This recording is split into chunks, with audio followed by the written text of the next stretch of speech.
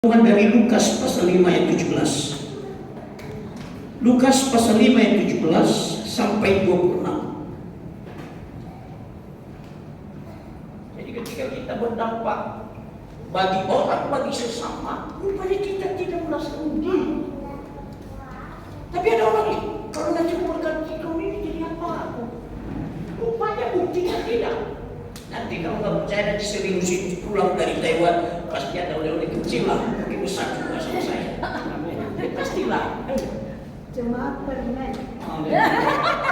Sama seperti mereka itu bawa roti satu, tapi nilainya itu luar biasa. Kalau yang lalu atau tahun yang lalu atau apa itu, baru kulihat pijakan 1 meter lebih. Kemudian aku dikasih tas baru, luar biasa juga. Ada yang dikasih bunga. Jadi rupanya yang kita lakukan tidak pernah sia-sia. Berdampak bagi orang lain. Kita akan baca dari Lukas pasal 5 ayat 17. Orang lumpuh disembuhkan. Apa boleh juga? Ya karena ada orang yang membantu dia. Dan dicatat dalam Alkitab ini. Saya baca kepada kita Lukas pasal 5 ayat 17. Pada suatu hari ketika Yesus mengajar, ada beberapa orang Farisi dan ahli Taurat duduk mendengarkannya. Mereka datang dari semua desa di Galilea dan Yudea dan dari Yerusalem. Kuasa Tuhan menyertai dia sehingga ia dapat menyembuhkan orang sakit. Lalu datanglah beberapa orang mengusung seorang lumpuh di atas tempat tidur. Mereka berusaha membawa dia masuk dan meletakkannya di depan Yesus. Karena mereka tidak dapat membawanya masuk berhubung dengan banyaknya orang di situ. Naiklah mereka ke atap rumah, lalu membongkar atap itu dan menurunkan orang itu dengan tempat tidurnya yang ke tengah-tengah orang banyak, tepat di depan Yesus. Ketika Yesus melihat iman mereka, bukan iman orang sakit itu, iman yang membawa orang sakit itu, berkatalah ia, hai saudara, dosamu sudah diampuni. Tetapi ada di Taurat dan orang-orang Farisi berpikir dalam hatinya, siapakah orang yang menghujat Allah ini? Siapa yang akan mengampuni dosa selain daripada Allah sendiri? Akan tetapi Yesus mengetahui pikiran mereka, lalu berkata kepada mereka, apakah yang kamu pikirkan dalam hatimu? Manakah lebih mudah mengatakan dosamu sudah diampuni, atau mengatakan bangunlah dan berjalanlah? Tetapi supaya kamu tahu bahwa di dunia ini anak manusia berkuasa mengampuni dosa. Berkatalah ia kepada orang lumpuh itu, kepadamu kukatakan, bangunlah, angkatlah tempat tidurmu dan pulanglah ke rumahmu. Dan seketika itu juga bangunlah ia di depan mereka, lalu mengangkat tempat tidurnya dan pulang ke rumahnya sambil memuliakan Allah. Semua orang itu takjub dalam memuliakan Allah dan mereka sangat takut. Katanya, hari ini kami telah menyaksikan hal-hal yang sangat mengherankan. Orang yang menggotong, orang yang membawa orang yang lumpuh ini tanpa pamrih, tanpa motivasi apa, hanya membantu orang yang lumpuh ini. Saudara, bukan gampang. Pertama, untuk membawa sama seperti menggotong orang, misalnya di dia situ ada walu atau apa, gotong dia kan berat juga. Sudah dibuat usaha bahwa mereka dengan Yesus ada di sana. Mereka dengan Yesus ada di satu rumah. Dan banyak berkerumun orang di sana. Ada dua pihak di situ.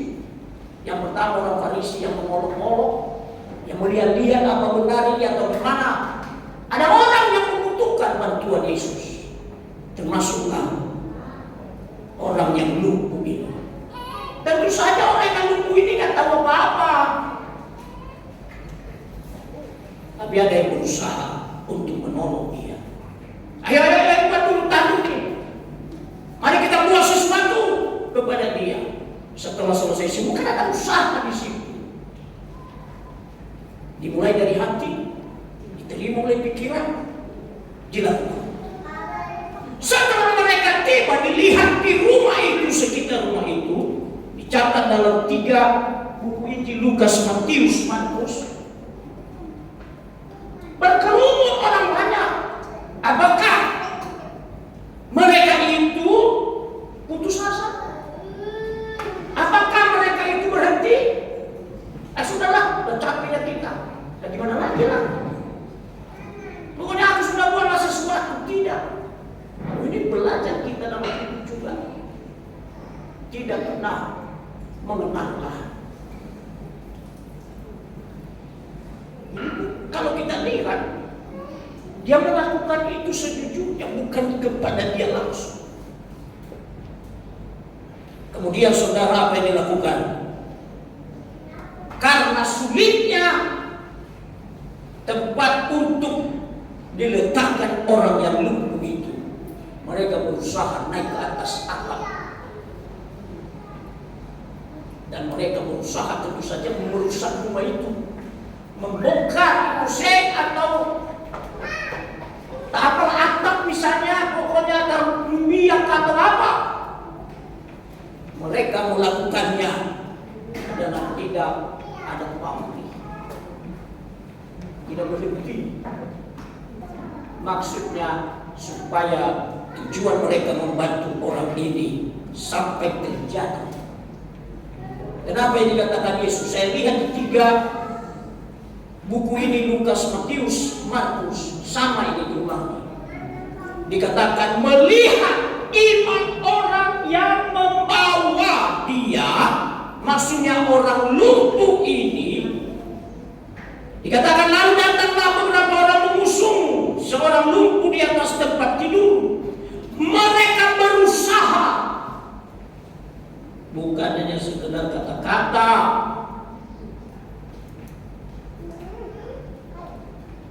kata-kata kita kadang-kala hanya mengucapkan Tuhan memberkati, itu lumayan bagus lagi itu.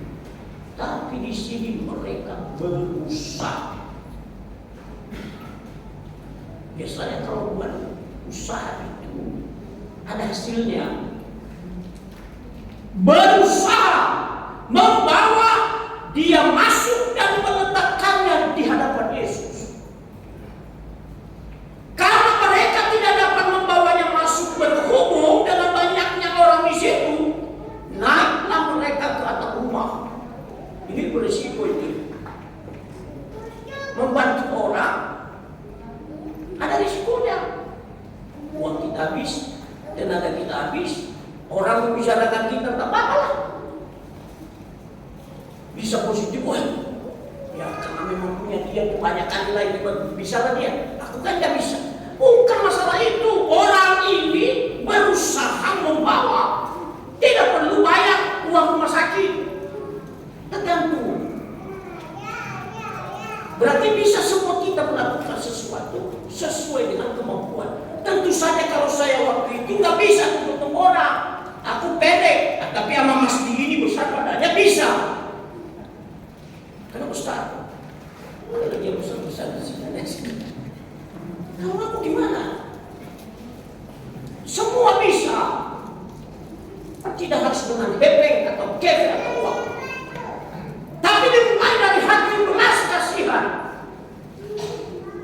Ketika ada belas kasihan, bukan kasihan ya, beda lagi dalam bahasa Indonesia. Ada orang, Yesus bisa satu ketika Yesus bilang, siapakah yang mengasihi saudaranya?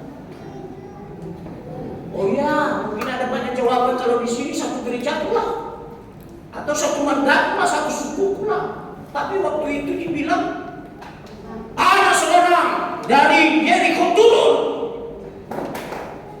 Kemudian yang kedua, yang pertama itu dikatakan Lewi dan imam.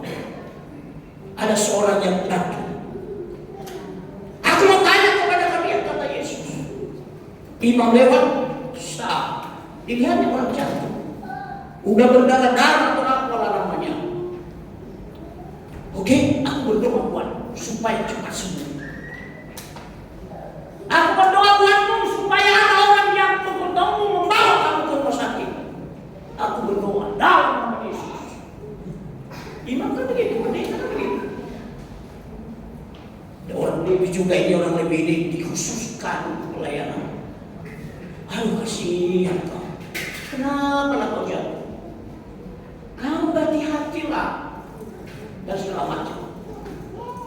Tapi aku berdoa, aku yakin, saya yakinnya Tuhan Yesus menyembuhkan lewat dia. Satu orang lagi Samaria. Kalau dibilang Samaria berarti orang yang belum percaya. Dilihatnya lagi orang yang jatuh itu. Dia dekati dia orang. Aduh, kamu ini kenapa lah? Kenapa lah kau jatuh? Kemudian singkat cerita, diambil kain, kalau sekarang tisu, apalah yang rusak itu kawan ini. Kemudian dibawanya ke rumah sakit atau puskesmas. Dibilangnya sama petugas itu, ini orang, sembuhkan dia, lakukan sesuatu bagi dia, dan semua pembiayaan aku pulang, aku bayar. Yesus bilang, siapakah saudaraku yang sesungguhnya? Apakah yang bertitel bendera? Yang bertitel orang Kristen? Kan seperti itu dalam konteks kita hari ini. Orang Samaria ini berdampak dia kepada orang lain. Sama seperti ini. Dikatakan pada Lukas pasal 5, ada di Matius pasal 9, dan ada di Markus 2. Yang tertarik bagi saya sebagai yang berhubungan dengan tema kita, karena 2 minggu yang lalu berturut-turut saya ambil dari Roma ini, sekarang ingatkan lagi kita, tema kita ini berdampak bagi semua orang. Tapi ada yang banyak tingkah orang lain di situ ditolongnya, padahal dekat rumahnya, di rumahnya sama kasusnya, tapi dia peduli supaya namanya diangkat tinggi. Itu motivasi yang salah. Boleh saudara lakukan. Itu Yesus melihat orang yang memberi persembahan. Orang Farisi, orang Yahudi, wah, ini loh Tuhan begitu, gayanya begitu. Yesus perhatikan, waktu itu dicatat Yesus ada di sana. Yesus melihat, dilihatnya seorang janda miskin, tidak tua lagi, dikasihnya lampu persembahan. Dari jumlah berbeda, jumlah yang diberikan oleh orang itu lebih besar dari janda ini. Tapi Yesus memuji janda ini. Dia beri bukan karena kehebatan, itulah yang terakhir dalam hidupnya. Bukan berarti tidak besar, tapi motif engkau beri. Seharusnya kita harus lebih besar lagi ketika kita punya kekuatan lebih lagi melakukan. Tapi jujur dalam hati kita. Sama saudara di tiga buku ini, karena mereka tidak dapat membawanya masuk. Yang pertama ayat 16, lalu datanglah beberapa orang mengusung seorang lumpuh di atas tempat tidur. Mereka berusaha membawa dia masuk dan meletakkannya di hadapan Yesus. Karena mereka tidak dapat membawanya masuk, berhubung dengan banyaknya orang di situ, naiklah mereka ke atas rumah, lalu membongkar atap itu dan menurunkan orang itu dengan tempat tidurnya ke tengah-tengah orang banyak, tepat di depan Yesus. Ayat 20. Dan ini diulang-ulang pada ayat yang sama bunyinya, artinya isinya sama. Dikatakan Yesus, ketika Yesus melihat iman mereka, Katalah ia, dosamu sudah diampuni. Dan kemudian dibawa nanti orang yang lumpuh ini disembuhkan oleh Yesus. Saudara-saudara sekalian, usaha dibuat. Bagus, sekarang ini di dunia medsos kita, wah, ulang tahun dua ada bagus. Hari ini ada lagi hanya gak apa-apa lah. Kalau kue yang carilah, tapi alangkah baiknya lagi kue yang difoto itu bawa. Itu dia. Itu lebih bagus. Tapi itu pun bolehlah, tapi jujurlah. Tadi imam orang Lewi bilang, aduh kasihan. Berarti perbuatan mengikuti kepedulian kepada Allah. Kepedulian itu diikuti oleh perbuatannya. Mulai dari kata-kata, mulai dari sikap kita, dan diikuti oleh perbuatan. Maka Tuhan Yesus melihat dan mengapresiasi orang-orang yang berbuat itu. Dan pasti diberkati Tuhan kita ini yang melakukan hal yang baik. Tadi aku bangga. Kasih sama ibu bukti. Wah, pada habisnya kue itu dimakan itu kurang lagi, ada lagi orang di 2000. Tapi ini yang luar biasa, kepedulian. Saya selalu pakai kata kepedulian. Kepedulian diikuti oleh perbuatan. Itu lengkap dan motif benar.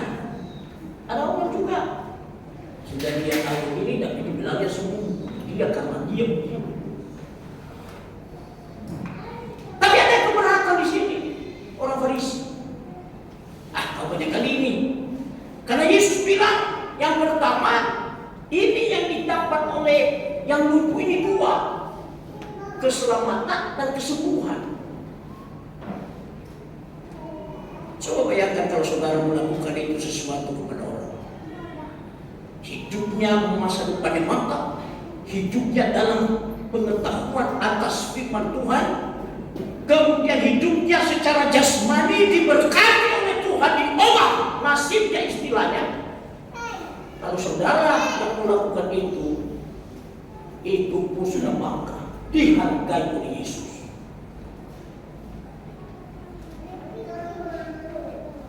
Melihat iman orang itu, melihat perbuatan orang itu, melihat kejujuran orang itu, maka Yesus tergerak. Jadi kadang-kadang iman, kalau saudara kurang iman, orang membantu saudara, orang mendoakan saudara. Yesus melihat iman orang itu.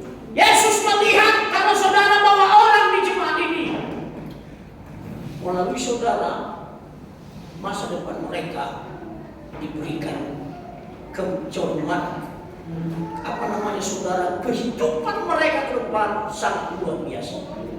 Ada banyak orang di sini kita nikahkan, tidak dari awal mereka jadi jemaat, tapi setelah kita lihat puji Tuhan, hanya ada orang yang memperkenalkan, tapi sekarang hidupnya dinikmatinya lah kehidupan bersama.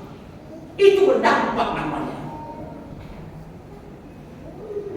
Tapi kalau kita tidak peduli, ada orang yang butuh Tuhan, ada orang yang butuh teman, tapi kita tidak peduli, tidak jauh-jauh mereka di samping rumah kita.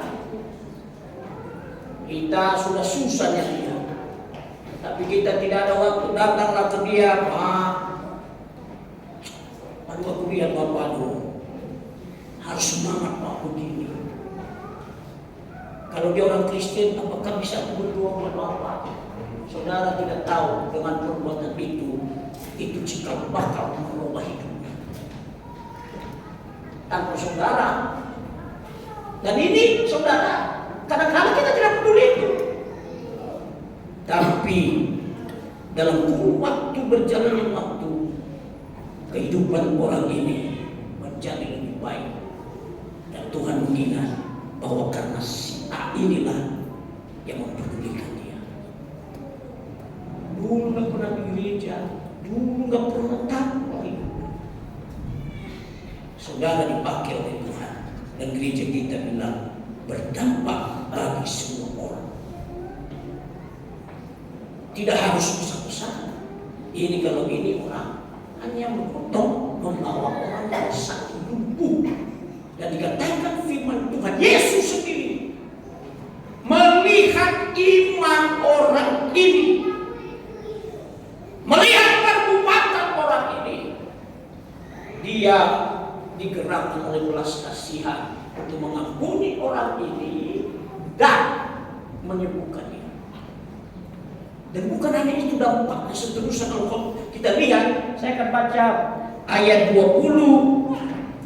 Tetapi ada di Taurat dan orang-orang Farisi berpikir dalam hatinya, siapakah orang yang menghujat Allah ini? Karena Yesus bilang, pertama, dosamu diampuni. Kemudian Yesus berkata, apakah yang kamu pikirkan dalam hatimu? Manakah lebih mudah mengatakan dosamu sudah diampuni, atau mengatakan bangunlah dan berjalanlah? Tetapi supaya kamu tahu bahwa di dunia ini anak manusia berkuasa mengampuni dosa, berkatalah ia kepada orang lumpuh itu, kepadamu kukatakan, bangunlah, angkatlah tempat tidurmu dan pulanglah ke rumahmu. Berarti orang lumpuh ini sembuh karena gara-gara bantuan yang keempat ini. Ada yang menarik di sini lagi. Dan seketika itu juga bangunlah ia di depan mereka, lalu mengangkat tempat tidurnya dan pulang ke rumahnya sambil memuliakan Allah. Jadi dia sudah bertobat, hidupnya sudah berubah, semua orang itu takjub lalu memuliakan Allah. Dampaknya lagi. Jadi sebenarnya kita hidup ini dampak kita, pengaruh kita, diingat oleh orang. Kalau saya gampang diingat oleh orang, karena nama saya peringatan. Saya bilang kalau aku perkenalan diri bagi anak sekolah saya, kalau saudara semua lupa nama orang, ingat saja namaku. Nah, karena peringatan. Ingat disebut namanya. Bagi nama-nama saudara, baru diingat ketika perbuatan baik. Amin. Kalau aku gampang ingat, nama saya ada peringatan. Jadi marilah kita buat supaya kita diingat. Ada amin? Sudah pasti. Semua orang itu takjub lalu memuliakan Allah. Dan mereka sangat takut. Katanya, hari ini kami telah menyaksikan hal-hal yang sangat mengherankan. Jadi perbuatan baik kita dimulai dari 1, 2 orang, 3 orang, dampak yang luar biasa. Bukan untuk bilang, wih, Pak itu begini, Bapak itu begini. Bukan, tahu setelah itu bukan urusan kita. Tapi dampaknya luar biasa. Orang itu yang lumpuh itu, haleluya, pasti setiap hari Minggu aku ke gereja. Oh, muluslah hidupnya. Bukan hanya dia. Orang lain, keluarga kita, wah, iya ya. Itulah tanpa sia itu, aduh aku nggak tahu apa itu. Tapi ingat tadi motifnya. Motif itu dasar berpikir melakukan itu. Bisa salah-salah juga. Tapi firman Tuhan berkata, Yesus menghargai apa yang kita lakukan. Coba bayangkan tanpa 4 usaha 4 orang ini, tidak dicatat orang lumpuh ini. Kan biasanya orang iman itu kan iman kita. Dengan imanmu Tuhan tolong engkau. Sekarang dengan iman orang lain, aku diberkati Tuhan. Jadi jangan kecilkan loh kalau kalian semua jemaat ini mendoakan bajimu setiap hari. Oh, tanpa apa-apa. Merasa itu. Haleluya. Makanya kami buat di sini tahu. Setiap hari sini di tempat ini, baju buat Tuhan, keluarganya Tuhan, anak-anaknya Tuhan, tolong Tuhan. Di Bethesda juga, semua jemaat lagi di sini. Kalau ada yang berubah, jadi mulai sekarang doa. Itu bermanfaat. Sama kita juga doakan satu-satu. Dapat. Kita bikin, Allah kami ini begini nanti lah. Rupanya, ini banyak ini saya ini ada, karena ya namanya kalau saya ada masalah segala macam. Ada pergumulan segala macam. Dan begini tapi enak melihat gitu. Ini kan macam ini. Tadi minggu yang lalu kesini dulu. Yang mana aja uangnya?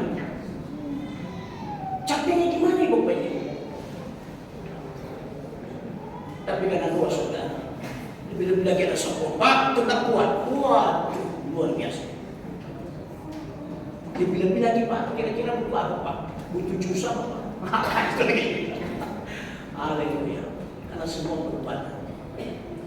Bukan hanya kepada aku juga kepada saudara. Makanya kadang-kadang sebagai minggu apa? WA. Saudara lihat gini. Marilah kita beribadah. Wow.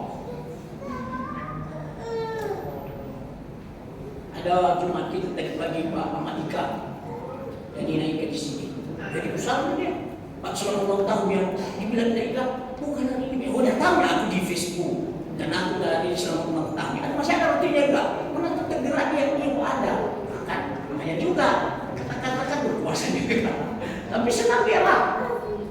Senang orang kita berarti ingat. Kan senang dia. Siapa yang gak senang itu? Ibu Jibu aja senang. Banyak orang begini tidak disaksikannya. Ada orang yang mau konsumsi nangis di bawah. Wah, dalam pikiran gini mau ditolong ini. Tahu-tahu, hei bos, ada lagi lagu yang baru tua.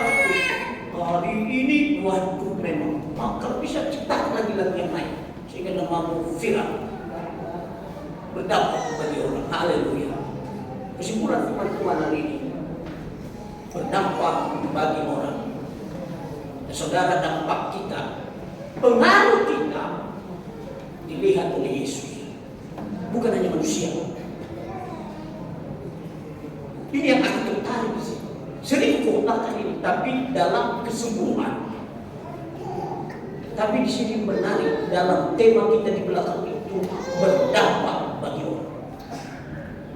Ya kalau Yesus yang beli jempol, biasa itu. Kita saja orang tua kita beri jempol, senang kita. Tapi Yesus bilang, karena melihat iman orang ini, ada usaha di sini loh. Usahanya bawa, saya tahu berapa lama. Bukan itu lagi dilihat rumah sudah penuh orang, tapi orang ini tidak menyerah. Usahanya luar biasa. Jadi jangan dipikirkan hanya karena uang, karena harta bisa membantu tidak saudara. Kalau saudara bawa jemaat Tuhan, orang-orang di sekitar kawanmu menyampaikan Injil kepada mereka yang sudah dekat dengan neraka kehidupannya, tapi engkau membawa berita sukacita kepada mereka.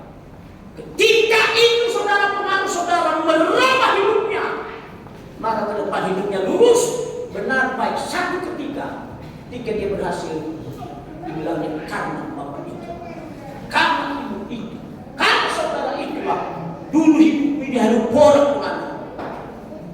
Tapi ketika dia memperhatikan aku, ketika dia melakukan sesuatu bagiku, inilah hidupku saat ini. Jadi berdampak bagi orang, bukan hanya kepada orang yang ditolak. Yesus bilang kepada orang Farisi, Yesus berkata tanpa diminta oleh orang ini, melihat iman mereka.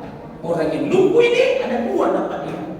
Diampuni, kalau sudah diampuni oleh Yesus berarti hidupnya bagus.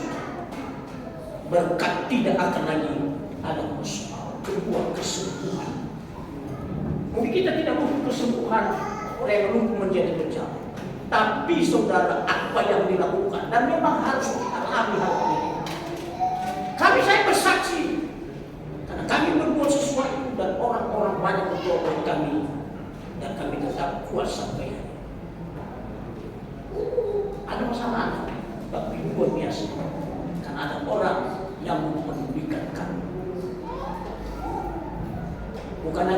saudara, dampak kita yang berdampak itu membuat orang yang lumpuh ini jalan, dan orang yang melihatnya, waduh luar biasa Yesus ini, waduh luar biasa ini, oh rupanya kalau kita pun begini. Saya saksikan mau aku hidup seperti mulus, bukan seperti memang mulus. Ini orang banyak yang begini, yang kita tolong yang begini. Tapi apakah kita rugi? Enggak, kita masih akan. Saya selalu bersaksi ketika saya sakit di rumah sakit. Sampai karena sakitnya, saya waktu berdoa itu nggak bisa keluar untuk berdoa karena sakit. Tapi ketika aku melihat anak-anak itu di rumah sakit, saya sudah ini operasi itu, datanglah dari pantai. Tidak semua mereka 55 orang. Dari 69 kilo turun menjadi 58. Jadi sudah tahu itu. Ada lihat anak itu biar wajah mereka seperti apa namanya, sedih dan memikirkan ini bapak ini puasa udah lama ini. Tapi tidak bilang biar dia. Kemudian mahasiswa juga datang. Itu juga mungkin dalam pikiran mereka. Kasihan kalau Pak Jokowi ini pergi. Tapi disitulah iman percaya saja. Dibilangnya, aku ingat Filipi 1 ayat 21. Kalau aku hidup dalam Kristus, kalau aku mati dalam Tuhan. Saudara Paulus berkata, apa yang kamu pilih? Dibilang, apa yang aku pilih di bulan kedua ini?